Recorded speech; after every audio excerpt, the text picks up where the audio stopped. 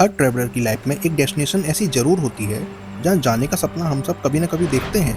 India के almost हर traveller की bucket list में एक नाम हमेशा होता है, गोवा। लेकिन एक सवाल है, क्या हम गोवा को वाकई जानते हैं या फिर हम सिर्फ उस गोवा को जानते हैं जो सोशल मीडिया पर दिखता है। बीचेस, पार्टीज, नाइट लाइफ या गोवा की पहचान इससे कहीं ज़्यादा बड़ी है। वैसे भी मुझे पानी वाली जगह बचपन से ही बहुत पसंद रही है, इसलिए मैंने सोचा अपनी डॉक्यूमेंट्री सीरीज की शुरुआत उस जगह से करते हैं जहाँ समंदर सिर्फ लहरों की आवाज़ नहीं बल्कि सदियों पुरानी कहानियाँ भी सुनाता है। और इस बार इस जर्नी में मैं अकेला नहीं हूँ, मेरे साथ मेरी फैमिली है और मेरी छोटी बहन सैपाली। कभी कभी मेरी नज़र से और कभी उसकी नज़र से आप भी इस सफ़र का हिस्सा बनेंगे। मैं हूँ मयंक और चलिए डिस्कवर करते हैं गोवा को बियॉन्ड द बीचेस। गोवा में हमारी पहली सुबह एक नई एक्साइटमेंट के साथ शुरू हुई। विंडो के बाहर दिखते कोकोनट ट्रीज, समंदर से आती ठंडी हवा और दिल में एक ही एक्साइटमेंट, आज गोवा हमें सबसे पहले किस कहानी से मिलवाएगा। हमारा पहला स्टॉप था फोर्ट अगोडा। है अगोड़ा फोर्ट। दूर से देखने पर ये सिर्फ एक फोर्ट लगता है, लेकिन जैसे ही हम इसके अंदर पहुंचे ऐसा लगा जैसे वक्त धीरे धीरे 400 साल पीछे चला गया हो। 1612 जब पोर्टुगीज यहाँ आए तो उन्होंने सिर्फ एक फोर्ट नहीं बनाया बल्कि अरेबियन सी की हिफाजत के लिए एक मजबूत पहरेदार खड़ा कर दिया। अगोडा नाम पोर्टुगीज लैंग्वेज के एक शब्द से आया है जिसका मतलब है वाटर। कभी यहीं पर शिप्स के लिए फ्रेश वाटर स्टोर किया जाता था और इसी वजह से ये फोर्ट उस जमाने का एक इम्पोर्टेंट स्टॉप बन गया। आज यहाँ ना सोल्जर्स हैं ना जंग, सिर्फ हवा, लहरें और उन दीवारों में बसी हुई कहानियाँ। हम कुछ देर बस यहीं खड़े रहे, समंदर को देखते हुए और सोचते हुए कितनी जनरेशन्स इस व्यू को देख चुकी होंगी। लेकिन फोर्ट अगोडा की कहानी अभी ख़त्म नहीं हुई थी। इसके बिल्कुल नीचे समंदर के और करीब एक और चैप्टर हमारा इंतज़ार कर रहा था, सुनकैरम फोर्ट। इस साइज में छोटा ज़रूर है, लेकिन कभी गोवा की कोस्टल सिक्योरिटी का उतना ही इम्पोर्टेंट हिस्सा हुआ करता था। आज यहाँ खड़े होकर ऐसा लगता है जैसे हिस्ट्री और नेचर ने एक ही जगह पर हाथ मिला लिया हो। और फोर्ट से कुछ ही कदम नीचे हमारा सामना हुआ सुनकैरम बीच से। गोवा के कुछ बीचेस एक्साइटमेंट के लिए फेमस हैं और कुछ अपनी खामोशी के लिए। सुनकैरम उन्हीं में से एक है। Golden sand, crystal clear water और सिर्फ लहरों की आवाज़। कभी कभी सफ़र का सबसे खूबसूरत मोमेंट किसी फेमस मॉन्यूमेंट पर नहीं बल्कि उन लोगों के साथ होता है जिनके साथ आप उस सफ़र को जी रहे होते हैं। और शायद यही मोमेंट हमारे गोवा ट्रिप का पहला फेवरेट मेमोरी बन गया। लेकिन गोवा सिर्फ समंदर तक ही सीमित नहीं है। हमारे सफ़र का अगला स्टॉप हमें ले जा रहा था गोवा के एक बिल्कुल अलग चेहरे की तरफ, एक ऐसी जगह जहाँ लहरों की जगह खामोशी बात करती है।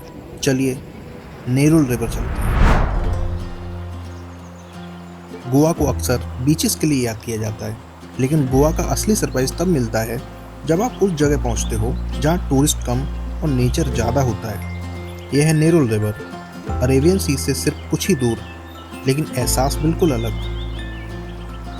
ना लाउड म्यूजिक, ना भीड़, सिर्फ मैनग्रोव्स, ठंडी हवा और पानी की हल्की सी आवाज़।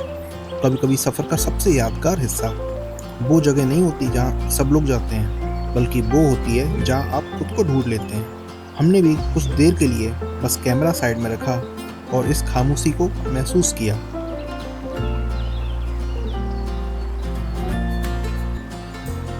लेकिन गोवा की शाम खामोश रहने के लिए नहीं बनी। अब वक्त था गोवा के सबसे सिनेमैटिक सनसेट का। सनसेट के बाद हम निकल पड़े गोवा के एक और आइकॉनिक डेस्टिनेशन की तरफ, अंजुना। आज ये एक फेमस टूरिस्ट डेस्टिनेशन है, लेकिन एक वक्त था जब दुनिया भर के बीच यहाँ फ्रीडम ढूंढने आया करते थे। आज भी उस एरा की वाइब यहाँ की कैफेज, म्यूजिक और कलरफुल स्ट्रीट्स में महसूस की जा सकती है।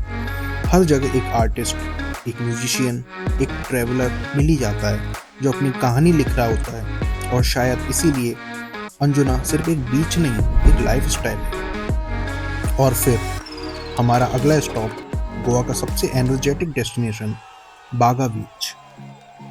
अगर गोवा का हार्ट बीट सुनना हो तो बस कुछ मिनट बागा में खड़े हो जाइए।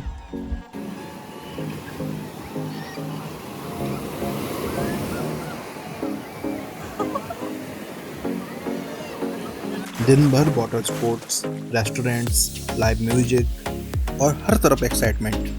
दिन धीरे धीरे खत्म हो रहा था, लेकिन गोवा अभी सोना नहीं चाहता था।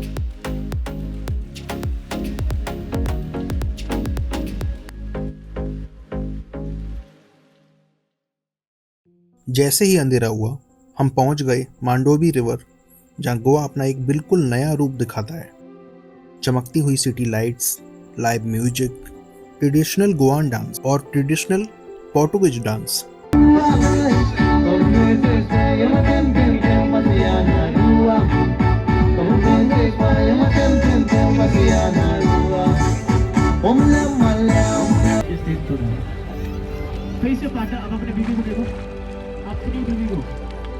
और मांडोवी रिवर की ठंडी हवा ये सिर्फ एक क्रूज नहीं था, ये हमारे पहले दिन का परफेक्ट एंडिंग था।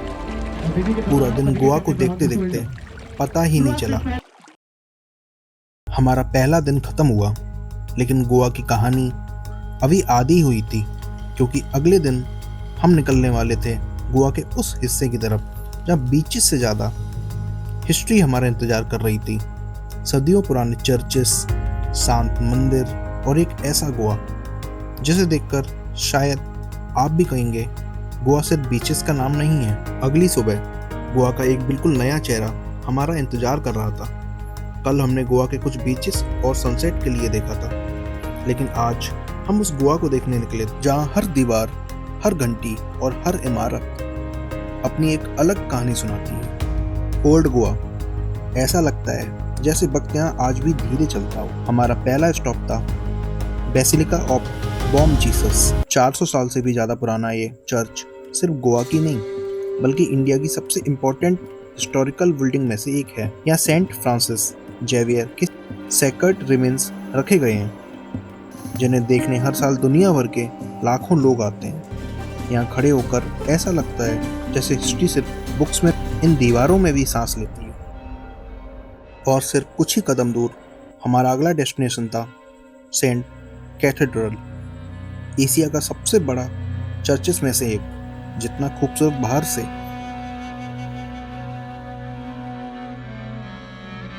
उतना ही शांत अंदर से। कभी कभी किसी जगह की खूबसूरती उसकी आर्किटेक्चर में नहीं, उसकी खामोशी में होती है। और यहाँ वो खामोशी हर विजिटर को कुछ देर के लिए रुकने पर मजबूर कर देती है। गोवा सिर्फ बीचेस के लिए ही नहीं, बल्कि अपनी रिच हिस्ट्री और ब्यूटीफुल चर्चेस के लिए भी फेमस है।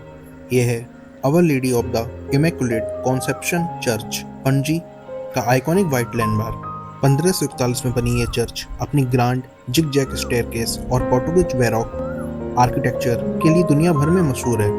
अगर आप गोवा आ रहे हैं तो इस पीसफुल और फोटोजेनिक प्लेस को अपनी बकेट लिस्ट में जरूर ऐड करें।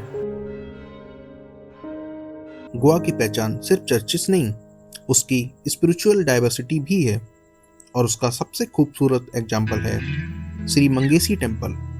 भगवान शिव जी को डेडिकेट ये मंदिर सदियों से आस्था का एक इम्पोर्टेंट सेंटर रहा है। मंदिर के अंदर आते ही एक अजीब सी शांति महसूस होती है, जैसे सफर की सारी थकान यहीं कहीं रुक गई हो। कुछ ही देर बाद हम पहुंचे Shri Balaji temple. South Indian architecture से इंस्पायर्ड ये मंदिर सिंप्लिसिटी और एलिजेंस का परफेक्ट एग्जाम्पल है। कभी कभी ट्रैवल का मतलब सिर्फ नए प्लेसेस देखना नहीं होता, बल्कि नए एक्सपीरियंसेस को फील करना होता है। हिस्ट्री देख ली, स्पिरिचुअलिटी भी महसूस कर ली। अब वक्त था गोवा के सबसे फेमस व्यू पॉइंट की तरफ बढ़ने का, जहाँ सिर्फ एक व्यू नहीं, एक लीजेंड हमारा इंतजार कर रहा था। गोवा का हर कॉर्नर एक नई कहानी सुनाता है, और कुछ कहानियाँ सिर्फ हिस्ट्री की नहीं, लीजेंड्स की भी होती हैं। यह है डोना पौला, एक ऐसी जगह जहाँ दो नदियाँ अरेबियन सी से मिलती हैं, और शायद इसीलिए यहाँ खड़े होकर ऐसा लगता है जैसे नेचर ने अपनी सबसे खूबसूरत पेंटिंग यहीं बना दी हो। बीच, यहाँ पे सिंघम मूवी की शूटिंग भी हुई थी। वही जो पूरा खड़ा था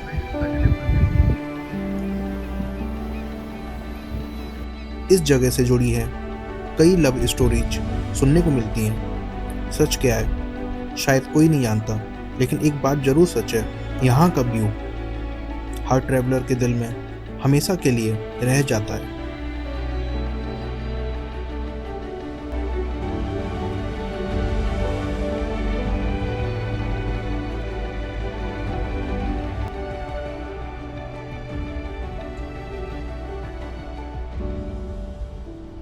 हर बीच एडवेंचर के लिए फेमस नहीं होता।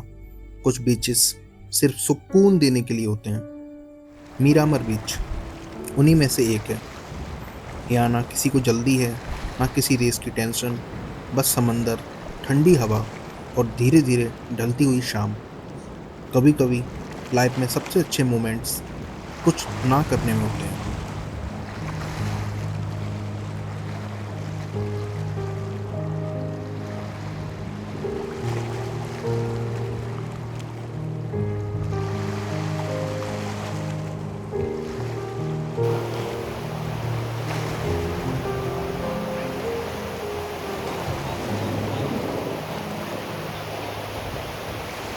और फिर गोवा ने हमें एक और सरप्राइज दिया, फाउंटेनस। अगर किसी ने बिना बताए यहाँ आपको छोड़ दिया तो शायद आपको लगे कि आप इंडिया में नहीं हैं, यूरोप की किसी पुरानी गली में चल रहे हो। कलरफुल पोर्टुगीज हाउसेस, छोटी छोटी कैफेज, नैरो स्ट्रीट्स और हर दीवार पर लिखी हुई हिस्ट्री। यहाँ हर फ्रेम एक पोस्टकार्ड जैसा लगता है और हर गली एक नई कहानी सुनाती है। 4 दिन, हजारों यादें और एक ऐसा सफ़र जो शायद हम कभी नहीं भूलेंगे। मैं हूं मयंक और ये थी हमारी गोवा की कहानी। अगर आपको ये डॉक्यूमेंट्री पसंद आई हो तो वीडियो को लाइक ज़रूर करिए, चैनल को सब्सक्राइब करिए और कमेंट्स में बताइए कि अगली डॉक्यूमेंट्री इंडिया के किस डेस्टिनेशन से होनी चाहिए। मिलते हैं अगली जर्नी में, तब तक कीप एक्सप्लोरिंग, क्योंकि दुनिया सिर्फ देखने के लिए नहीं, महसूस करने के लिए बनी है। See you in the next story.